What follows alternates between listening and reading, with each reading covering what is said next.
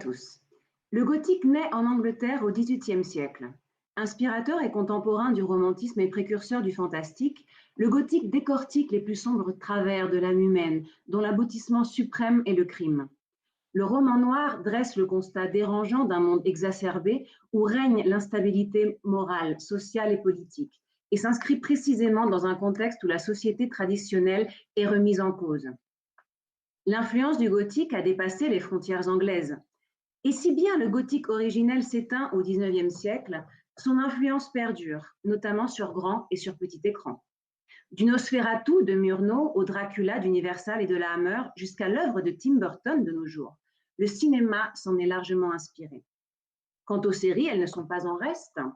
Inutile de les citer toutes, sauf bien évidemment celle qui nous intéresse ici, la saison 2 d'American Horror Story Asylum. En effet, celle-ci se démarque parce qu'elle ne se contente pas de reprendre l'esthétique gothique, comme c'est souvent le cas. Elle en exploite les attributs sur la forme et sur le fond en les transposant dans les années 1960 aux États-Unis. Notre objectif est de déceler comment le crime gothique est repris et adapté dans les langages narratifs et cinématographiques de la série.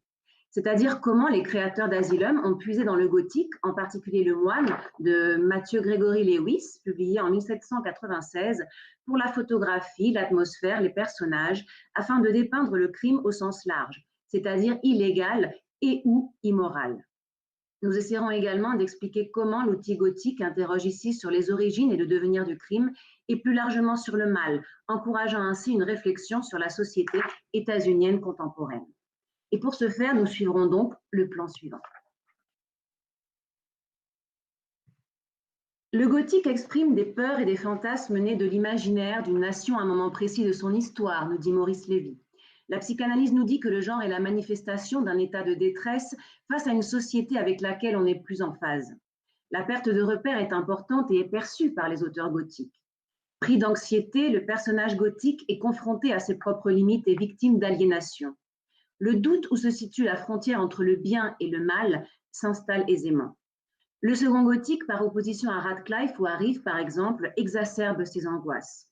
Il commence avec le moine et se distingue par son macabre et un haut degré de transgression des valeurs éthiques et morales, de même qu'il tend vers le diable et le surnaturel. Et c'est bien celui-ci qui nous intéresse ici.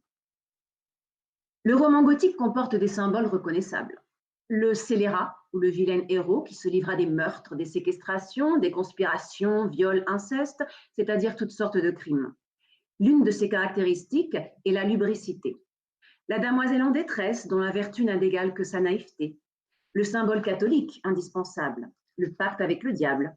La religion catholique est une composante essentielle du gothique, car ce dernier, à travers son regard anglican, exploite ces contradictions en brouillant une conception du monde manichéiste. Le gothique, c'est la confusion du bien et du mal. Le moralisme et la foi chrétienne sont rudoyés à travers des situations extrêmes d'anticléricalisme. La religion ne répond pas à l'attente du héros gothique qui est soumis à un dilemme intérieur. Il y a surtout l'idée que le bien et le mal peuvent coexister chez un même individu. Le château et les labyrinthes, enfin. L'architecture gothique est celle du piège, au sens propre, mais aussi figuré, mental, car les héros sont prisonniers de leurs propres démons.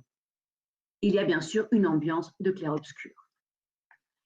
Pour le moine, Lewis s'est inspiré du château d'Otrante et de Radcliffe, mais aussi du marquis de Sade. Toutes les composantes précédemment citées se retrouvent dans le moine et dans Asylum. Retenons les deux suivantes.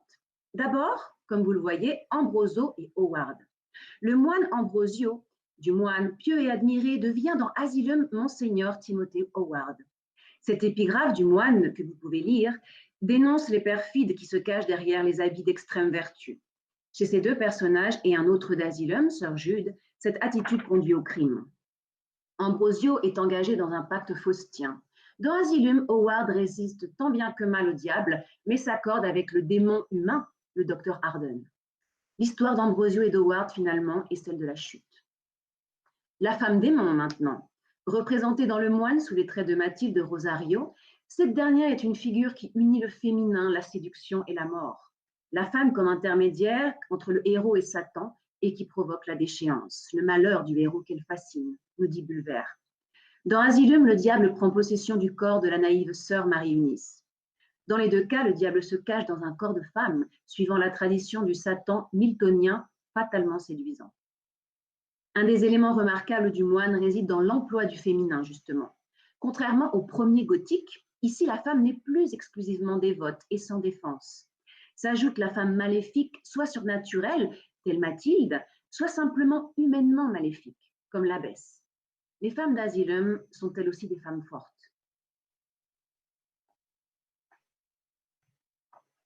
Dans la fiction, Briarcliff est un hôpital psychiatrique placé sous l'autorité de l'Église catholique, puis une simple annexe carcérale récupérée par l'État. Personnage à part entière, Briarcliff est le décor approprié pour le crime. D'abord, le crime y est isolé et se commet en toute impunité, à l'abri des regards extérieurs. En accord avec l'imaginaire traditionnel associé à l'Église catholique, Briarcliff porte en lui la promesse d'un quotidien de méthode archaïque et brutale. C'est d'ailleurs une prison dans la prison. Les personnages sont captifs de leurs propres démons que la forteresse exacerbe. Briarcliff est un refuge pour le mal où se terrent les criminels qui fuient leurs péchés passés ou qui préparent leurs futurs crimes. Son architecture reprend fidèlement celle du château gothique. L'atmosphère et la photographie sont à forte consonance expressionniste. Regardez cet escalier central en colimaçon d'inspiration eschérienne. Les réalisateurs exploitent largement cet escalier par des effets récurrents de plongée et de contre-plongée menaçant et enfermant les personnages. Les bâtisses gothiques sont des symboles d'autorité, mais à l'intérieur règne le chaos et le crime, et elles s'effondrent de l'intérieur. Toutefois, chers amis, si vous croyez qu'à l'extérieur vous seriez sauf, vous seriez bien tort. À l'extérieur de Briarcliff se trouve une sorte de jardin sauvage, lieu de déviance et de moments angoissants. Outre les orages et autres tumultes météorologiques, c'est là où sœur Marie-Eunice, semblant d'Ève, est tentée littéralement par une pomme confite que lui tend le docteur Arden, alias l'ex-nazi Hans Grupper. C'est surtout là où se trouvent les créatures, ces humains génétiquement modifiés par Arden, ne répondant qu'à l'instinct de nourriture et de mort. Chez Lewis, le jardin est un lieu de rencontre et d'échange troublé avec Mathilde de Rosario.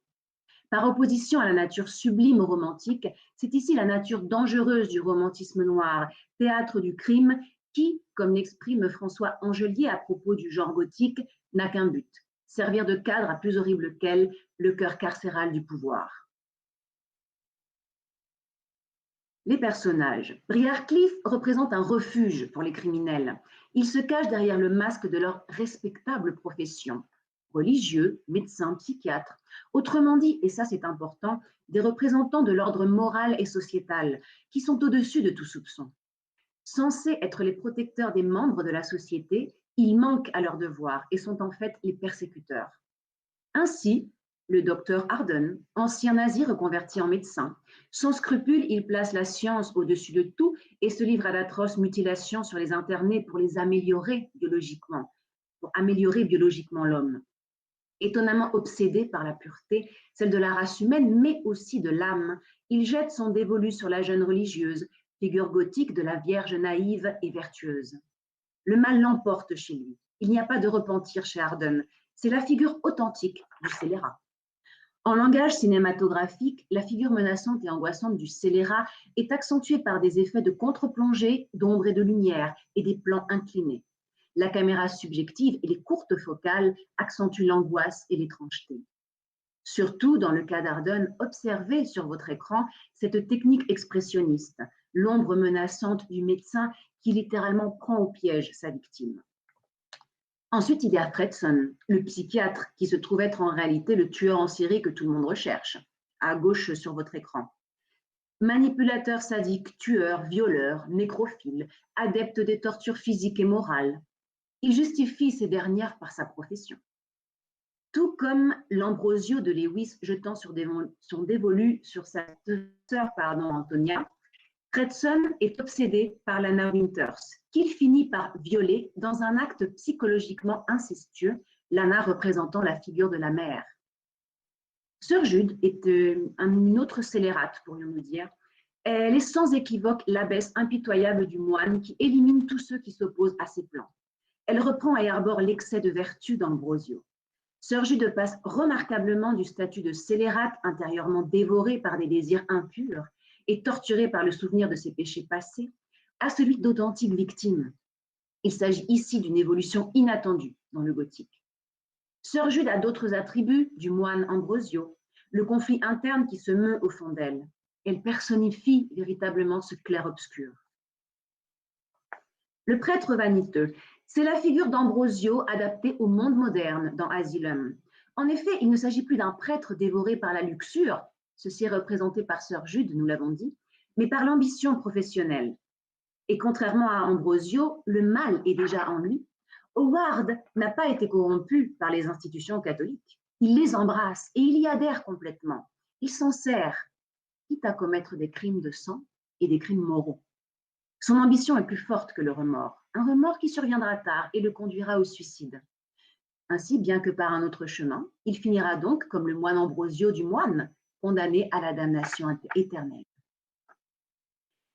Ici, le diable sous des habits de religieuse. Le gothique, c'est la perversion nécessaire de la pureté. Sœur Marie-Eunice est la victime toute désignée dans Asylum du diabolique Arden, puis du diable lui-même qui prend possession de son corps. Le pacte avec le diable du roman gothique est ici accordé, non pas avec le prêtre, mais avec le scientifique Arden, ce qui est en soi une évolution intéressante de ce marqueur. Dans le roman gothique, la jeune persécutée est clairement identifiable. Asylum offre une version un peu plus contrastée. Lana Winters, à gauche de votre écran, est en partie responsable de sa condition de persécutée due à son ambition professionnelle. Centrale dans le roman gothique, la condition de la femme évolue dans Asylum pour permettre à cette dernière de se rebeller contre les symboles du patriarcat, non sans toutefois subir les pires vexations. Qui plus est, symbole de résilience par excellence, Lana survit à ses humiliations physiques et morales pour bâtir et assurer son succès professionnel, sachant à son tour se montrer impitoyable et criminelle. Ce qui arrive à Lana est expliqué par Sœur Jude en mode prophétique.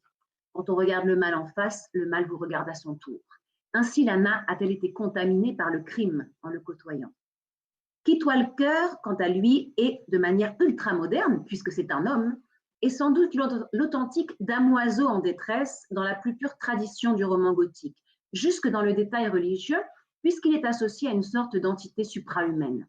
Également persécuté et martyrisé au long de la saison, il est l'alter ego de Lena, mais plus passif. Ses décisions, actes et paroles ne comportent pas de clair-obscur comme chez l'opportuniste Lana. Ils sont véritablement vertueux et désintéressés. Tout comme Agnès et Antonia du Moine, c'est la paix après la mort qui attend le héros. L'univers déstabilisant et effréné d'Asylum brouille la différenciation entre victime et bourreau. À travers les personnages, il pose audacieusement la question de la relativité du crime en opposant deux théories sur l'origine du mal. Hormis Keith Walker, tous les personnages d'Asylum ont une part d'ombre et de lumière en eux. L'atmosphère de clair-obscur propre au gothique dépasse bien évidemment le cadre de la simple photographie et illustre les aspects du bien et du mal présents chez l'individu. Elle rend floues les notions de crime et de criminel. D'autre part, la lumière blanche est agressive et violente dans Asylum, ce qui contribue à créer une ambiguïté autour de la notion même du bien. Première théorie, la société est seule responsable et fabrique les criminels. Cette théorie est particulièrement visible chez Fredson, alias le sanguinaire tueur en série Bloodyface, qui s'en prend à des femmes et les écorche. Il accuse l'absence de la mère et le système qui l'ont malmené étant enfant pour justifier ses crimes et se décharger de toute responsabilité. Ainsi a-t-on l'idée du criminel qui le devient et non pas qui naît ainsi. Cette idée est présente également chez Johnny, le fils de Fredson et de Lana Winters, de même que chez l'ex-nazi Arden. La famille et l'organisation de la société déficient symbolisent l'échec de la figure protectrice précédemment évoquée. Deuxième théorie, la perspective sadienne. Sade s'en prend à la société en l'accusant de brider la nature de l'homme. Selon lui, les pulsions ne sont pas néfastes car elles sont innées. La critique à la société est le seul point commun et encore diverge-t-il dans le fond de ces deux théories. Pour Sade, la corruption doit s'exprimer même aux dépens des autres et de leur souffrance car au bénéfice de l'individu. En ce sens, la vertu est ennemie du bonheur et de l'homme. Et de toute manière, pour Sade, la nature de l'homme n'est que le reflet de la nature elle-même, destructrice et par extension de Dieu. Ainsi, nous indique Mario Praz, Sade estime qu'il faut pratiquer le vice parce qu'il est conforme à la nature. C'est exactement le sens du dialogue entre le diable et la petite fille Jenny, qui vient de tuer une camarade et s'apprête à tuer sa famille. La violence est innée chez elle et doit s'exprimer. Le crime lié à une pulsion, c'est-à-dire à la nature, implique sa légitimité, car celle-ci prime sur la morale et sur la loi des hommes. La petite fille est l'héroïne sadienne, la parfaite criminelle, c'est-à-dire celle qui s'assume et jouit de sa condition sans nuance. À un moindre degré, les personnages comme Howard et Anna Winters représentent aussi une facette sadienne, notamment parce qu'ils renoncent à la vertu et voient dans le vice l'accès à la propriété. Pardon, à la prospérité. Il en ressort le sentiment pessimiste personnifié par le triptyque suivant qui prend place en 2012 dans les ruines de Briarcliff. Un couple de jeunes mariés dont le voyage de noces consiste à visiter les lieux où se sont déroulés les crimes les plus atroces, avis aux amateurs, des adolescents émulant Bloodyface et le propre fils de Bloodyface. Le couple symbolise l'indifférence de la société par rapport à la violence. Il est le public en général, la société états-unienne. Les adolescents, quant à eux, reflètent en plus les dangers de cette désinvolture vis-à-vis du crime, en rappelant à quel point il est facile d'y basculer. Le fils de Bloodyface, quant à lui, symbolise l'ultime stade du criminel, celui qui s'assume comme tel. D'une certaine manière, il se présente comme la synthèse des deux premiers. Le décor du drame n'est pas anodin. Les ruines de Briarcliff symbolisent une société états-unienne se délabrant. La métaphore bien connue d'un monde de fous où rien n'est plus courant que la violence et le crime. À ce sujet, je vous laisse ici une phrase qui pourrait passer inaperçue, mais qui pourtant est lourde de sens, prononcée par le fils de Bloodyface expliquant à Lana qu'il a trouvé la cassette de la confession des crimes de son père sur eBay. Je vous laisse juge. Asylum exploite et modernise les marqueurs gothiques. À l'image de l'esthétique de clair-obscur, il en résulte une confusion et angoisse qui reflète l'état d'esprit dans lequel se trouve la société contemporaine états-unienne vis-à-vis de la violence et du crime. Car ce qui se trouve au centre d'Asylum est la question du pourquoi, autrement dit de l'origine du mal. Aussi bien la culpabilisation de la société que la perspective sadienne pointent du doigt les déviances dangereuses d'un système qui manque à ses devoirs de protecteur. C'est ce dernier qui est critiqué et non pas tant les criminels eux-mêmes. En ce sens, Asylum se montre plus pessimiste que le roman gothique dans lequel la vertu et la morale finissaient tout de même par triompher. L'atmosphère et les outils gothiques permettent d'exprimer cet oppressant constat. C'est bien là, après tout, l'origine du genre il y a 250 ans. Il cadre avec la motivation première du gothique définie par Annie Lebrun, cette première révolte absolue contre la condition humaine. C'est tout pour moi. Je vous remercie de votre écoute. Merci à toutes et à tous. Y muchas gracias a los organizadores de este congreso por esta maravillosa oportunidad. Merci, à bientôt et belle journée à tous.